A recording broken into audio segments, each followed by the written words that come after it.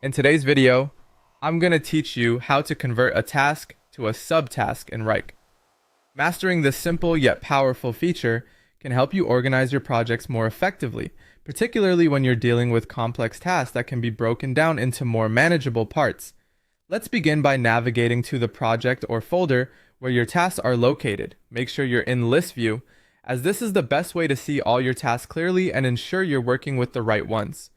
If you're not in list view, you can easily switch by clicking on the view options at the top right of your screen and selecting list view.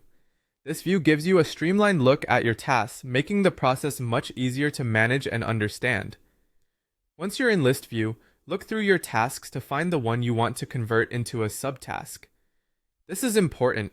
You want to ensure that the task you're moving is logically suited to become part of another task. Maybe it's a smaller component of a larger project, or perhaps it's related work that complements another task. Taking a moment to visualize your project structure can guide you in making these decisions.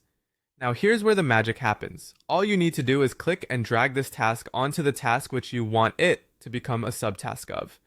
When you perform this action, you'll notice that the task will automatically nest itself under the primary task. It's an incredibly handy feature that allows you to maintain a clean hierarchical structure within your project management framework. A tip here is to pay attention to your cursor and the layout as you're dragging the task. Wrike provides visual cues to help users understand where the task will land. You should see the intended task highlight as you hover over it. Once you release the mouse button, your task will appear indented under the main task, indicating that it has now been converted into a subtask.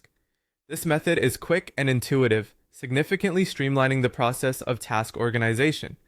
It's particularly helpful in dynamic projects where task priorities and structures might frequently change.